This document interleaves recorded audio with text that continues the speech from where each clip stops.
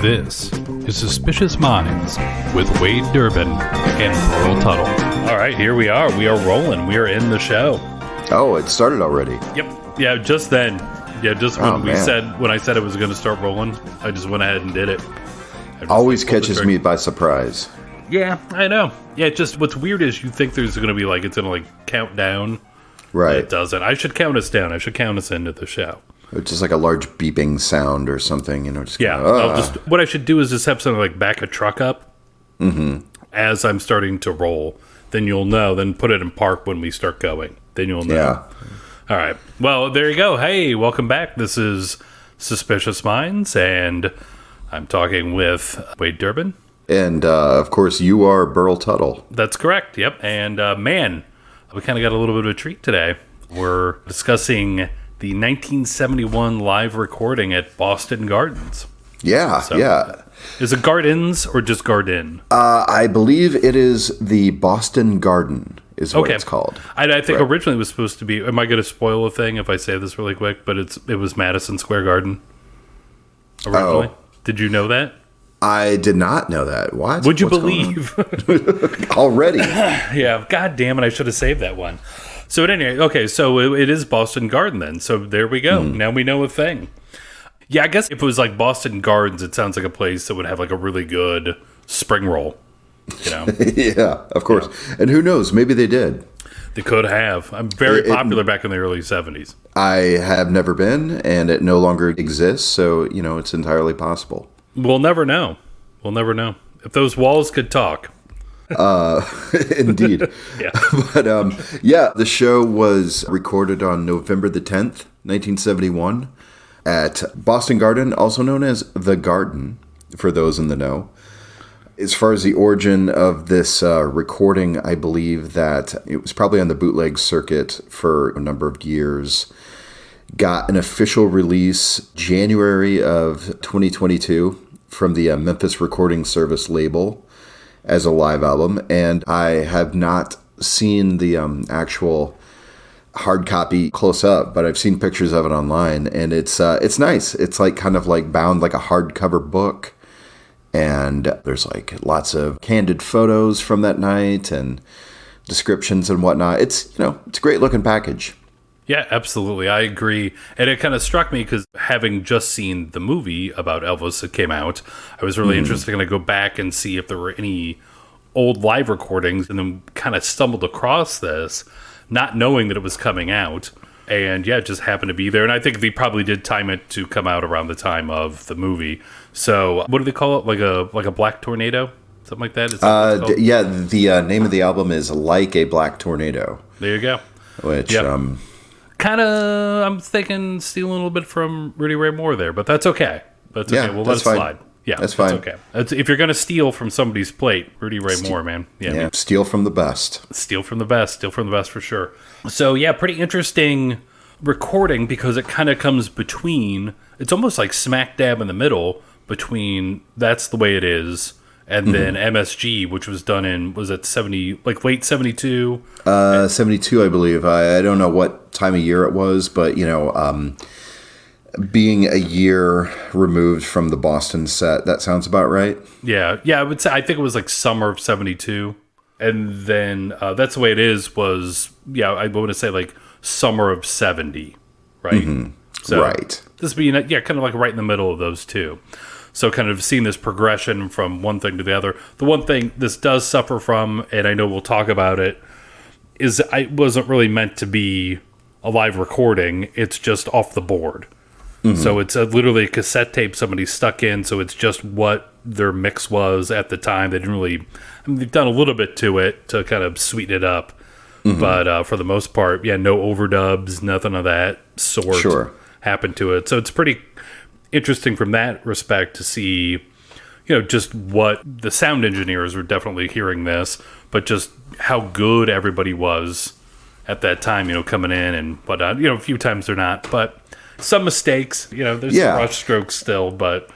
There's enough flubs to see why in the time that it was recorded that it wouldn't be considered for an official release because there's enough goofing around and missed cues and really, some rough editing because, it wasn't intended to be released. It was just recorded from the board, like you said. Right. But, as like a historical document now, just like super valuable because you got that's the way it is set transitioning into the Madison Square Garden set. And this is like the link between the two. They are building the show that Madison Square Garden's going to be. Set list, order of the songs, kind of like that sort of thing. Yeah, I agree. And I think what's interesting about this also is, we're talking about That's the Way It Is, MSG, and then later on, Aloha. And what's interesting, he knew all of those were going to be recorded and then put out on albums. This he didn't, right? Mm-hmm. So this, I think, is a better kind of indication of what his live show was really kind of like. Mm-hmm. There are some places where it's a little rushed. He seems a little uninterested in some of the material here and there. Other things are just really tight. And, who knows? I mean, I know he had finished up in Las Vegas maybe a month or so beforehand. Mm-hmm. And then this was a short tour, I think about 15 days. Okay. But less than a month. But it was all a bunch of one-nighters. So he went out and he played a bunch of shows back to back. So this would have been, I think, maybe his fourth or fifth night of one-nighters.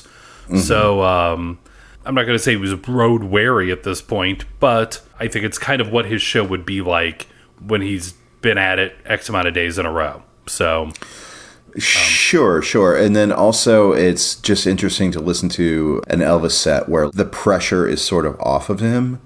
Maybe he didn't know this was being recorded and like certainly was under no expectation of like, we got to make everything perfect for this. It's just a show. Absolutely. Yeah. So definitely a great recording. There's some hits, there's some misses on it, but ultimately, yeah, pretty good all the way around. And yeah, kind of a fun listen and some interesting things going on just at this time. Him transitioning from that 1969, 1970 Vegas era into what would become like the MSG kind of later era of his live shows. So what's also kind of cool about that is he's playing in Boston at the Boston Garden. And I don't know, I think it might have been his first time at that particular venue. Yes. What else do you know about the particular place? I think you've got a fact or two up your sleeve that you wouldn't mind sharing with us. Sure. I got all kinds of stuff written down, just for the occasion. Boston Garden was officially opened in 1928. Its capacity approximately 16,000. It was the home of the Boston Celtics, home of the Bruins for the hockey. It closed in 1995 and then demolished in 1998. But over the years, not only like basketball and hockey, but they had a lot of concerts play there, notably the first Beatles tour in September 64. That's where they played. I don't know if you're familiar with the story of James Brown's concert he did the night after Martin Luther King was assassinated. I knew it was in Boston. Yeah, I didn't realize it was at Boston Garden, though. Yeah, it was at Boston. And it was, anticipating unrest, people urged ticket holders to not to go to that show. And the compromise was going to be that they were going to film the James Brown set and like show it on TV for free. Right. And issue like refunds or whatnot. So James Brown played that show to only about 2,000 ticket holders. So it's like, what are we going to do? Are we going to riot in the streets or are we going to stay home and watch this James Brown concert? And lo and behold, most people did stay at home and watch the concert, which is very interesting. Boston Garden was also the setting of the 1975 Led Zeppelin ticket riot, in which ticket buyers were allowed to wait inside the building to buy tickets to protect them from a cold snap that was happening at the time. And reportedly for no good reason, people started rioting in the building and trashed the place. Broke onto the main floor, like were pulling seats out of the place, like screwed up the parquet floor, just completely demolished the inside because they were nice enough to let people wait inside to buy tickets, which led to that show getting canceled and Led Zeppelin having a 5-year ban from playing Boston Garden, which of course ended up being a lifetime ban, of course. One other bit of rock and roll trivia is that in 1976, Kiss was banned for life. Here's Kiss again. Yeah, there you go. You know, banned for life. It's a show because Kiss made it on. All right. Excellent. Yeah. You're welcome, guys. We're really kind of boosting their career, giving them a shout out every show. Sure. They could use the help. Well, they were banned for pyro use. Gotcha. And by all accounts, were never allowed to play there. Yeah, well, you know, here's the thing. If they don't want them to do that kind of stuff on their stage, obviously they're going to go to someplace else. Like, they weren't going to cut that out of their show. No. Yeah, that's kind of the whole point. That's part of their set, you know. Right. They're a spectacle. Indeed. As was Elvis in his own way. Absolutely. You know, but they could have, like, you know, maybe they should have gotten it more into, like, confetti. Like, a confetti cannons. Yeah. Kind of like a, who was a comedian that always had that? Rip Taylor? Rip Taylor, that's it. Yeah. Rip Taylor. He just, like, had kind of like a worn-out old paper bag full of confetti. Yeah, but I'm saying, like, they could have taken a page out of his book, got, like, confetti cannons. Sure. Just shot that into the, you know. Well, of course, if you see Kiss now, they do have confetti cannons. Damn it. See, they stole my idea, like, years ago. Or, you know, a tip of the cap to Rip Taylor. Yeah, maybe that's what it is. Maybe they're just, I bet Gene and Paul, being the kind of guys they are, because Rip Taylor was a workaholic. You know, he worked. Sure. Like, he was always on a show. He was always doing stuff. That's why we're talking about him today. Us and everybody else. So Right. I bet that it's a nod to him. I bet. Let's get in touch with their people. Let's find out. Yeah, the estate of Rip Taylor. Like, you know, what's the deal? Absolutely. Yeah, did Kiss steal this from you? Don't be sleeping on that. Rip Taylor's estate. There might be a lawsuit involved, little money. Get a nice mausoleum built. Yeah, absolutely. Yeah, that's cool. Any other crazy facts about Boston Garden? Not really. And no mention of whether or not Boston Garden had spring rolls. No, it was not listed. It was not. Didn't make the Wikipedia page. It did not. Yeah, well, okay. That's unfortunate. So as a whole, though, I think we've kind of alluded to this, and we don't have to go through it song by song, but I think it starts out pretty strong, his set, and then he kind of starts losing steam maybe about halfway through. There are a couple of high points on the second half of the show, but pretty much, to me, it feels pretty front-loaded. The first 20 minutes or so feel pretty, like, on point. He's kind of feeling it, and then he's just sort of, I don't know, maybe he's got dinner reservations? What do you think? He's got, like, something else going on? It's possible. Oh, you know, here's something I didn't see any information about. Did he do 2 shows that day? I don't think so. You know, I looked it up in the Elvis Day by Day, and it just mentions that he plays a show there. And it didn't say if he played 2, which I know he did a lot of, especially later. I know in Vegas he did a lot of that. And then later on, a lot of his tours, he would sometimes do a day show and a night show. Even with, like, MSG, there was a day and a night show, right? That's right.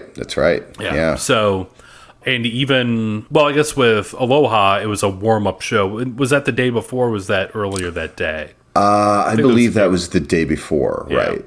This is definitely, I think, just a one-night show, because, I don't think he would have been able to play 2, because according to Day by Day, the next night he would have played Cincinnati Gardens with the S. Okay. So that might have been the place I'm thinking of with the spring rolls. That's probably it. Yeah, that's probably the one. We'll look that up. We'll put an addendum at the end of the show. I don't want to do it now because we're in the middle of the show. Yeah, little fish sauce on the side. Oh, tasty.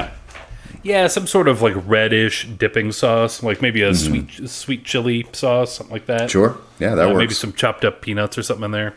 Oh, yeah. So to get back to it, yeah, he comes out. That's all right. Is great, and he goes in. I got a woman and stuff, and amen. And those are a little quick. Like, he didn't want to do them, but he's still pretty tight. You know, pretty rousing, Proud Mary. Yeah, and then he gets into "You Lost That Lovin' Feeling," and it seems like which he seems to have lost it for that song. It's like what happened there, kid? Yeah, like the wind is out of the sails of that one, which is not bad. But the nice thing is he gets right back into a Polk Salad Annie. I guess we are going to go through the entire set. Sure. Why We not? said we weren't. No, it's fine. We can go through it. Then he gets into Polk Salad Annie, which is a really good version. And I would say kind of sounds like a hybrid if you're a fan of the That's the Way It Is version, or if you're a fan of the MSG version, or if you can't decide between the two, this is your go-to now, because it's a little bit of both. So, although you can tell it sounds like he is becoming like he does with a lot of the spoken word stuff and some of these where he has to remember a whole bunch of stuff. I'm kind of disinterested because I think he kind of cuts the beginning of the story from MSG, right? If memory serves.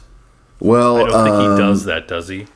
Well, in the Boston set, he does. He kind of flubs it, you know. Right. He kind of goofs around on it. Right. But he's pretty dead serious at the Madison Square Garden album when he does like the intro for it. Because once again, he knows he's being recorded, and he's like, I better not screw this up. Right. And hats off to Jerry Schiff on this. Although his bass not as fuzzy as the MSG. And it's a little down in the mix, his bass solo. But yeah, spot on. I mean, God love him. Yeah. Once again, someday we'll have to do a whole Jerry Schiff. Yeah, one of the best. It should be noted that November 71, right around the same time, this is when Jerry Schiff would have been working on the Doors' L.A. Woman album. Yep, absolutely. So, like, how unbelievably hip of a cat is Jerry Schiff in 1971? You would never tell by looking at him. But no, you would not. But pretty cool. Cool. Yeah. I've been telling you this. One of my boys, I have identical twin baby boys, and one of them, for whatever reason, has gotten like really into the Doors. Just like really wants to hear that shit all the time. Wait, do you know which one? Because they're twins. Oh, sure. You can tell them apart now, right? I mean, an issue. Okay. Sure. Just wanted to double check. Okay. Other people can't, but for me and the wife, absolutely no problem. Okay. So the Doors is a band, obviously, that never really had like a bass player, because all the bass parts were played by Ray Manzarek with his like left hand. Yeah, on the little Fender Rhodes. Yeah. Right. Yeah. And then his right hand playing like the melody stuff, which is some real like left brain, right brain stuff that I have a hard time really coming to grips with, how he was able to pull that off. And a lot of the early Doors records, the bass lines are very simplified. But by the time you get to L.A. Woman, Jerry Schiff plays on every track on that album. Yeah. And really want to hear a rhythm section that is popping. It's like John Densmore and Jerry Schiff. Those guys are like working together so well. I'm kind of disappointed that they never really had another project that they could do with each other again. I mean, you got a song like L.A. Woman that is really all about the Jerry Schiff bass line. That's what's really driving that song. And then during the breakdown, he's got some like dipsy doodles going on here and there. I mean, he's just such an outstanding musician that nobody really talks about. Yeah. Outside of like Elvis fans. Yeah, absolutely. And he's so good, even if you don't like the Doors, he'll make you like the Doors. If you're on the fence about them, I can understand why okay, whatever. But yeah, those recordings with him, part of them, it does bring them to a level that they are not at without him. So yeah, I agree. And you get to see him kind of in full flight on this Polk Salad Annie recording. Oh yeah, just all over that thing. I want to say there were really great versions of stuff on there, and he does get into some good ones. But yeah, maybe he didn't really front load it. Looking at my notes now, like, disinterested, because I did make notes of each track. Because then he goes into Love Me, which, here's the thing, he always kind of screws around on that one, though. Sure. So I don't feel like, as much as it seems kind of throwaway, or it's like disinterested, or whatever you want to call it, even on Aloha, it's sort of a throwaway version. He's goofing around. He's doing the thing with the microphone on the chest. Although I think that's quite charming when you see it. And I think the other thing is, since we're just hearing it and not seeing what he's doing, I'm sure he's just goofing with the crowd or whatever he's doing. And he's, I believe, what they would call that is having fun with Elvis on stage. Yeah, it's true. That plays into my theory. He's got like a suite, really, of like his hits from the 50s. Some of them are just like alarmingly short.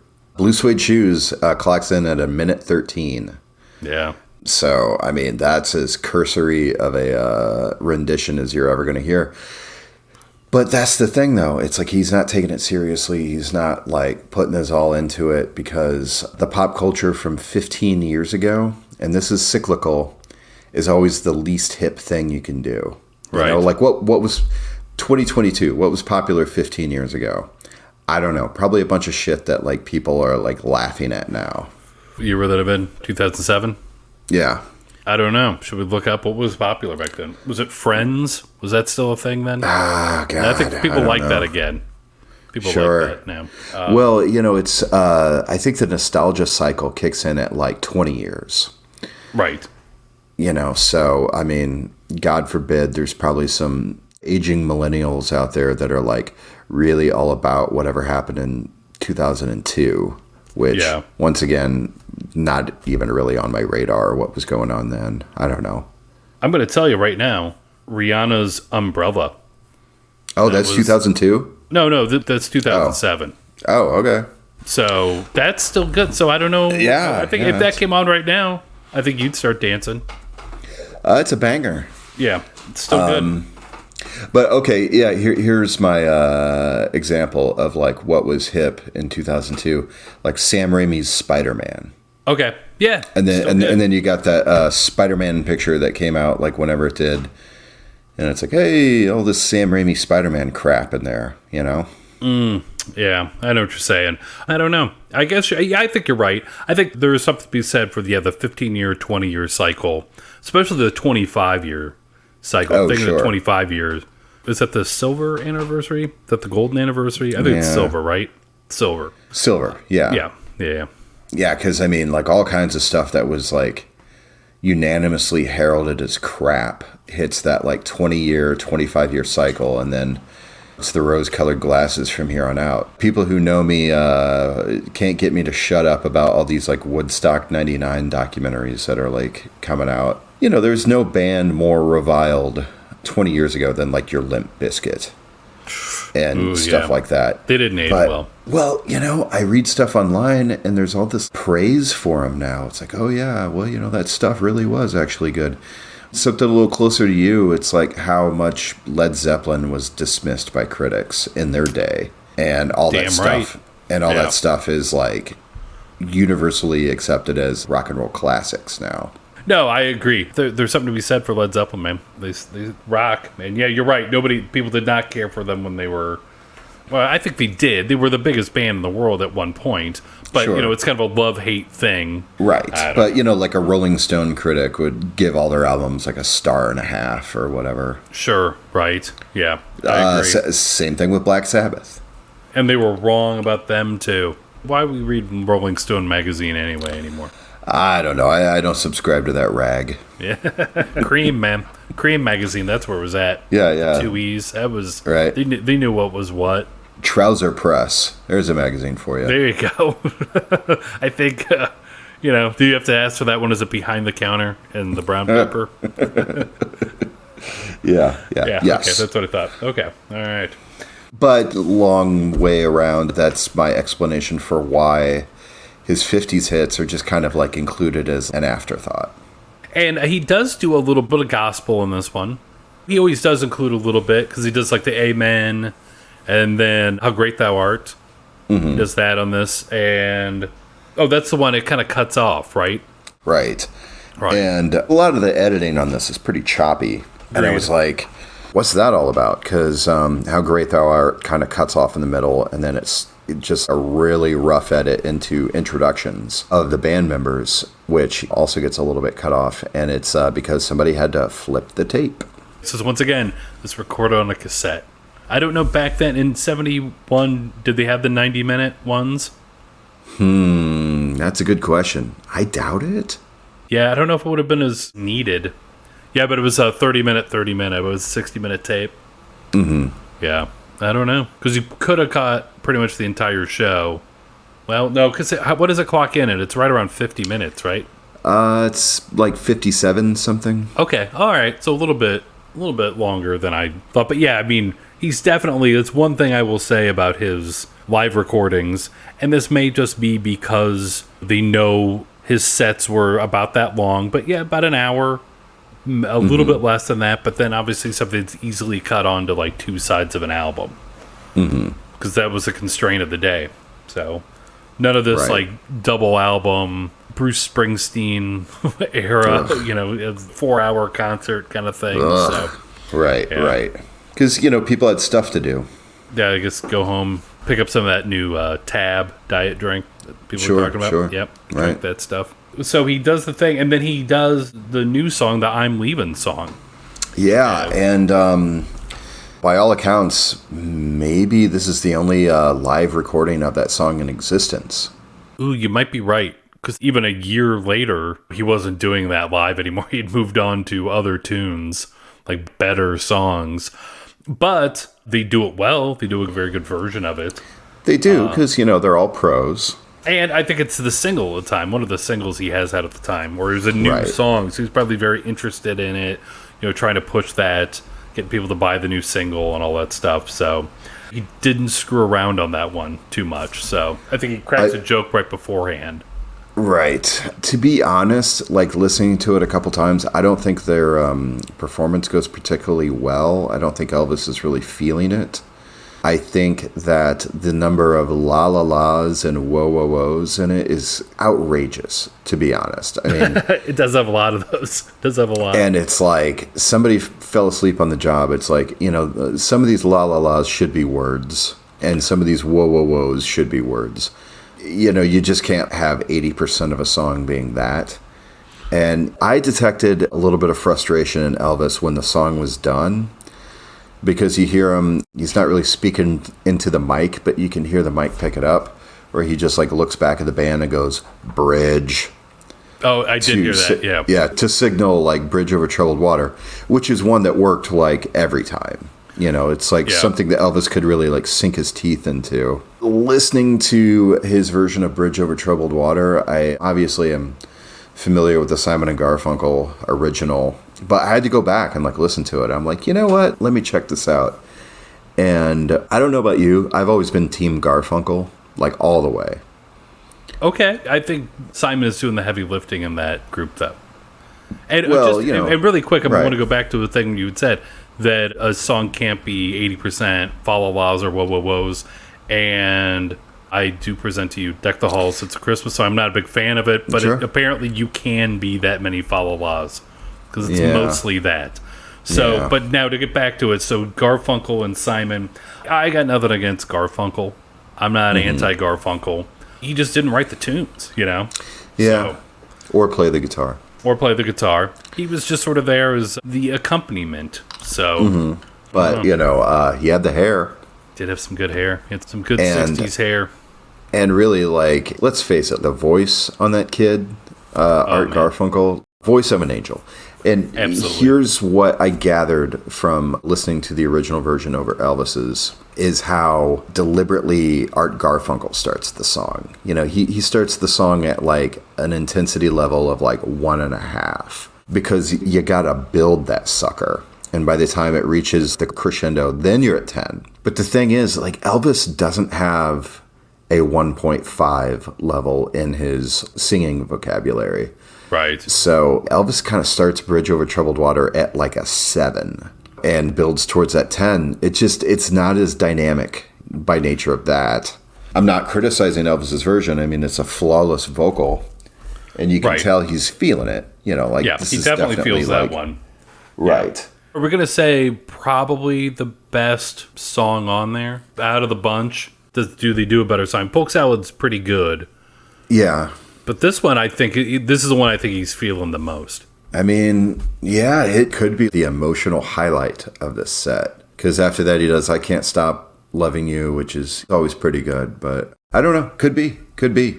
Like you said, I Can't Stop Loving You, which is pretty good. I mean, it's not a bad version of that, but it's kind of hard to top what the song he did right before that, Bridge Over Troubled Water. Then Love Me Tender, he just, breezed right through that sucker. Right, right.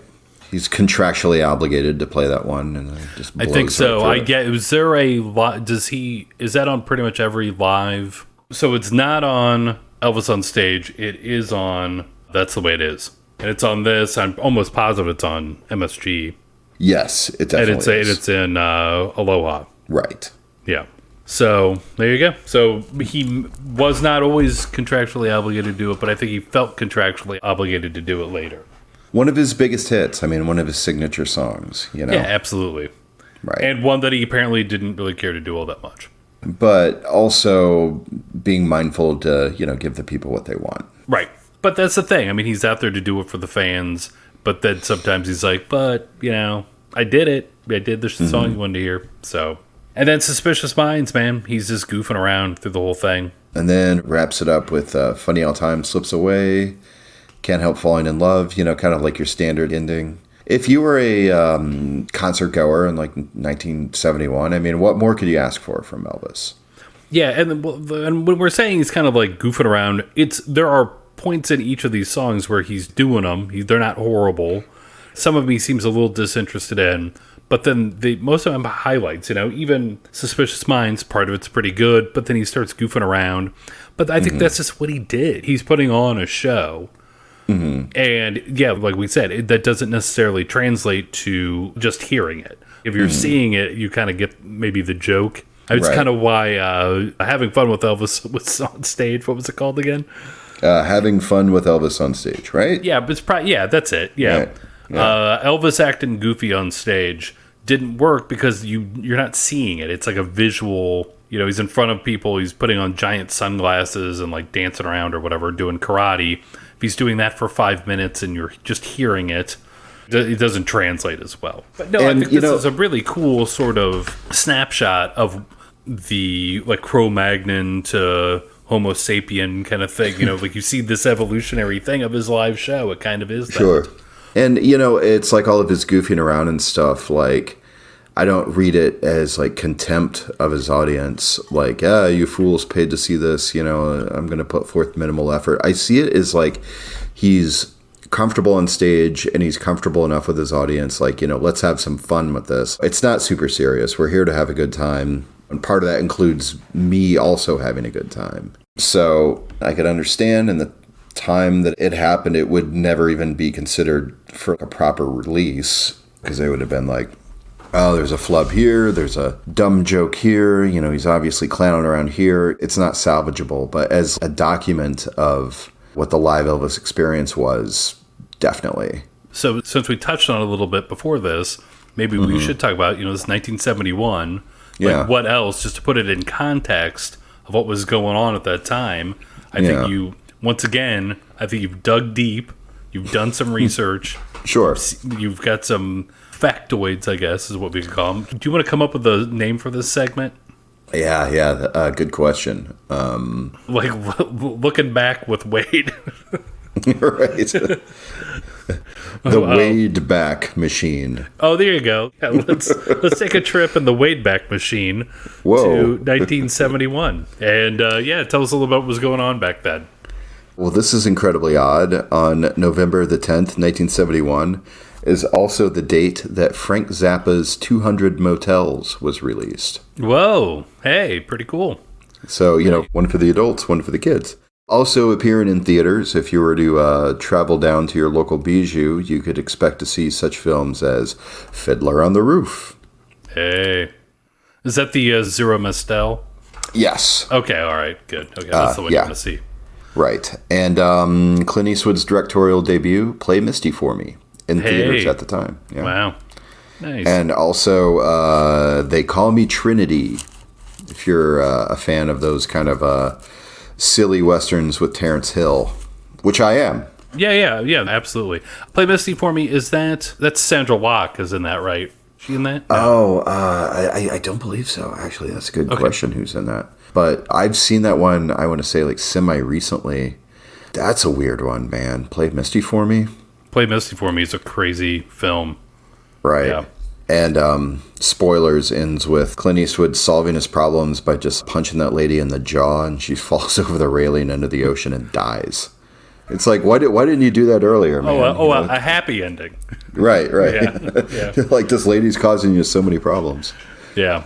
You should have led with that. But Yeah, I right. think that was definitely the birth of that weird Clint Eastwood jazz pianist character that he, went back to a couple times. Absolutely not Dirty Harry in that film. Not at all. And also, I took a look at the charts of November 1971, Oh, yeah? which actually are uncharacteristically funky. With the exception of the number one hit the day of this concert would have been Cher's Gypsies, Tramps, and Thieves. That's kind of funky. Which I don't know if I've ever necessarily been a fan of Cher, the singer, performer. She's fine. She's fine. But I'm definitely a big fan of Cher, the crazy theatrical performer. Did I just contradict myself? Just like the Cher songs and the singing and the voice, like not a huge fan, but like the costumes and just the persona I'm a fan of. Does that make sense? Yeah, I guess so. Sure. But rising up the charts, also November 1971, reaching the number one spot on November 13th, number one with a bullet, theme from Shaft. Ooh, that's a good one. Wow. Which is about as 1971 as you can possibly get. Yeah, that's squeezing all the 1971 out of 1971 right there. Yeah. Yeah. Yeah, really Isaac Hayes' signature song, I guess. I mean, what would be bigger than that? Can't think of one. Won the Oscar for Best Song. You could think of one other one, but that would be something that would happen years later on South Park. But I'm not going to even bring it up. I'm going to bring it up. Yeah. I'm going to bring it. Yeah. You go do your own. Go figure it out on your own. I'm not pushing that song for anybody. Also should be noted, theme from Shaft was the number one song until November 27th, in which Sly and the Family Stone's Family Affair took the top spot. So you hear what I'm saying? The fall and early winter of 1971, impossibly funky. Yeah, when it comes to 1971 the needed charts. to crack a window because it was getting funky in there. Yeah. Which, to which I say, good for you, America, back then. Damn. Yeah. They had it figured out, and then they totally lost it. They totally dropped it. Right. Because, we did one of these before when we were talking about the Elvis deep cuts. And Oh, yeah. I remember, like, Disco Duck came up. Duck and being, like, Ray the number one hit. Stevens. Yeah. And I want to say the Osmonds, but probably not. But, knock them stuff down to like size. that. Yeah, that kind of stuff. Yeah. Absolutely. Which I want to live in an America where Sly and the Family Stone has the number one song in the country and not Rick Dees.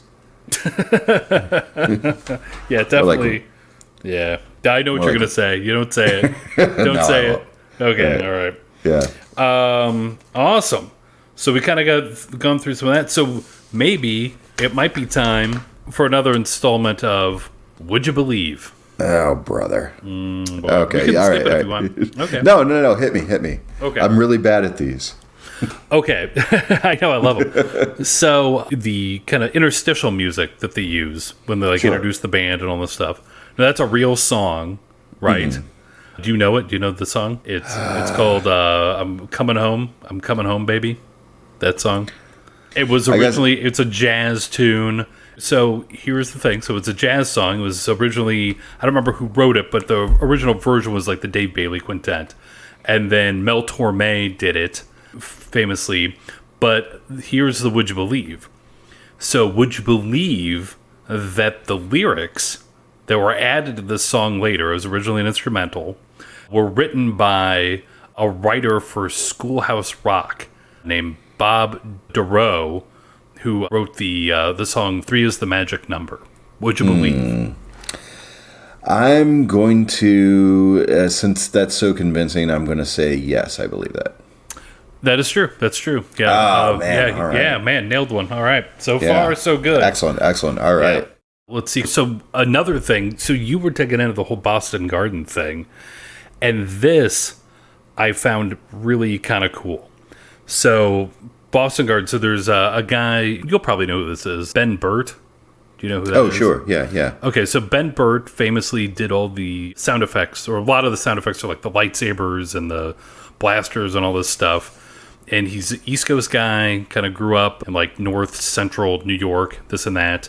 Mm-hmm. And after he graduated from college, he sort of made his way into Boston and was doing live engineering and stuff at Boston Garden around this time. Now, they don't know for sure because they don't have the list of everybody there. But during the summer and fall, like into like around the Christmas, 'cause I think he goes the next year out to California. He was working as like an engineer at Boston Garden. He would have been like 21-ish around this time, something like that.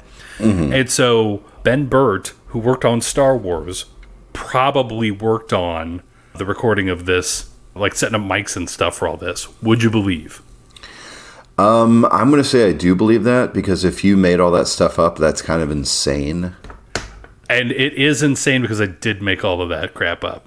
God damn it. I know. But man, I really sold you on it, so that's yeah, you did.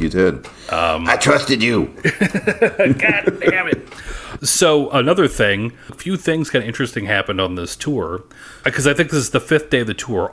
On this tour, how do you say his name? Al Dvorin, who had done a bunch of other stuff on Elvis's tours for a long time. He'd done like costume management and this and that, but he became the announcer on this tour. So I probably just days before was the first time you would hear him say, Elvis has left the building. He didn't coin the phrase, but he kind of shortened it to that thing.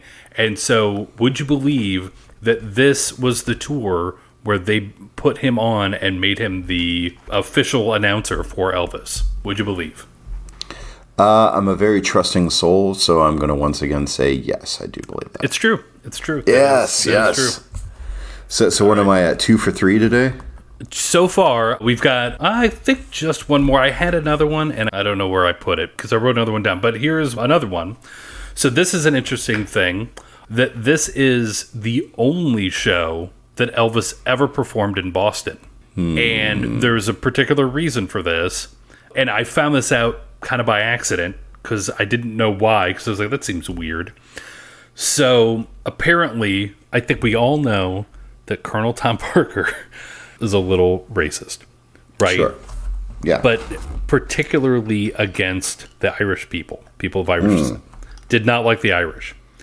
And I guess while they were at Boston Garden, he made some like disparaging remarks. And it got back to kind of the mob guys back at the time, which they're known as the Winter Hill Gang. Okay. Not to be confused with the Sugar Hill Gang. but these guys basically, and we kind of know the arts, the theaters, like they can kind of basically said, well, you're going to say this kind of stuff. Your guy's never going to play in this town again. So they basically made it impossible for Elvis to get back into Boston and play because of things that Tom Parker had said while there. Would you believe? I'm going to choose to not believe that. Yeah, you're right. I made that up. Oh, God, that's true. Damn it. Man, no, yeah. So that's actually pretty good. So you got like 3 out of 4 for this one. Probably my best showing yet, honestly. Yeah. Oh, and then I have one last one. I just found it. So this is also the tour that, once again, interestingly, in 1971, is when Elvis started wearing capes. And the signature Elvis going down on one knee and flashing the cape out to the side, making that kind of half moon thing. He started doing that days before, once again, on this tour. Had not done it before, started doing it, so probably did it at the end of this performance, and then continued to do it until they, I don't know, whenever they stopped using the capes, like 73, 74 or something like that. Would you believe? I would believe that. Yeah, also true. Man, you're nailing them today. Yeah, man. I'm losing my touch. But the one that I did get you with was pretty convincing, though. Yeah, it was. Yeah. And all the mob stuff was pretty convincing because, all this, like, back room dealings with, like, carnies and organized crime and stuff. I believe that one, and I made it up. And when I was saying this, I think this is pretty much true, and I look over, but no, it was false. Right. Here's the weird thing. Who knows? That could be true. I don't really know. I made up a fact that could have possibly been true. But it is weird when I was looking at that. It's the only show he ever did in Boston. That's it. Oh, really? Yeah, I knew it was the only. I knew it was the only show he ever did at the Garden. So that's what my thing is. But it looked like when I looked it up, I'm like, shows in Boston. I didn't see any more in Boston. So if you know, look them up. I might do more research, but I don't know of any more. So sure. Interesting. So listeners, send in those cards and letters and let us know. Yeah, absolutely. So I think, is there anything else we need to kind of touch on? Just in general, lasting impressions of the set. I'm leaving kind of sucks. I'm just kind of glad that it made a brief appearance in a set list and got replaced with probably something else. Yeah, but once again, definitely worth a listen. There's some highlights to it for sure. And with everything Elvis related, when we say it's bad, it's not really that bad. It's just him goofing around. Right, so right. It's just you want every song to be like his best performance of everything, and you're just not going to get that, I don't think. It's rare you're going to see that. Even Aloha, I wouldn't say all those are his best versions of those songs. Oh, no.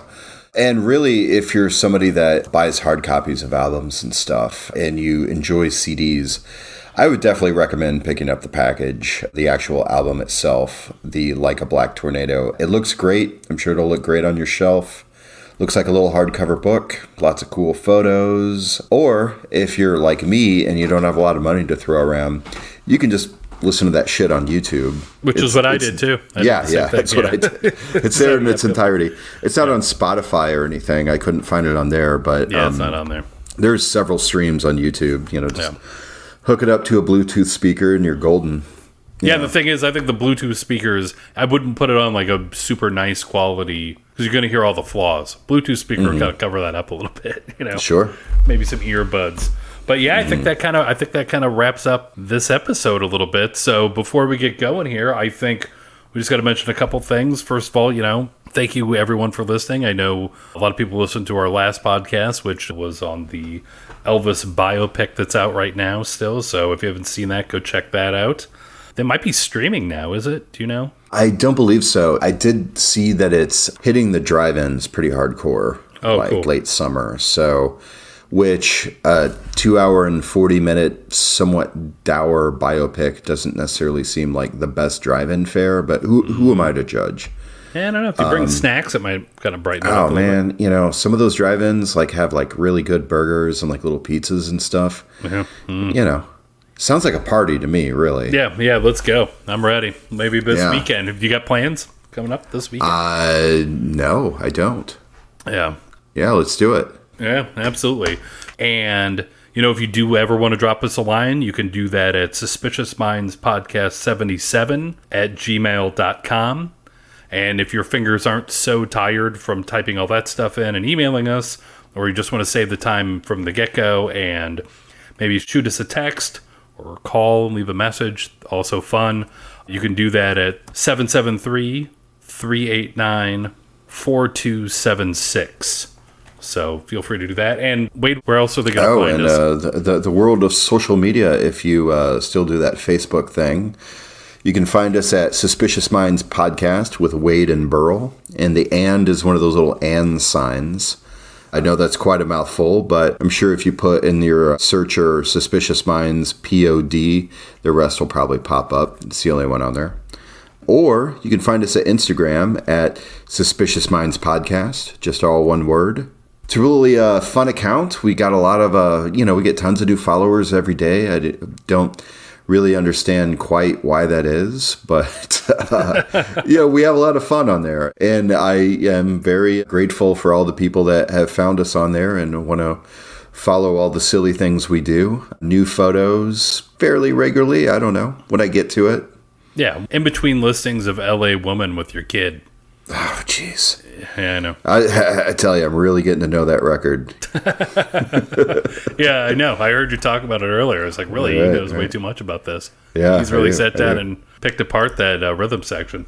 And, say what you will about Jim Morrison, borderline kind of corny lyrics, but whatever. Guy was in his early to mid-20s.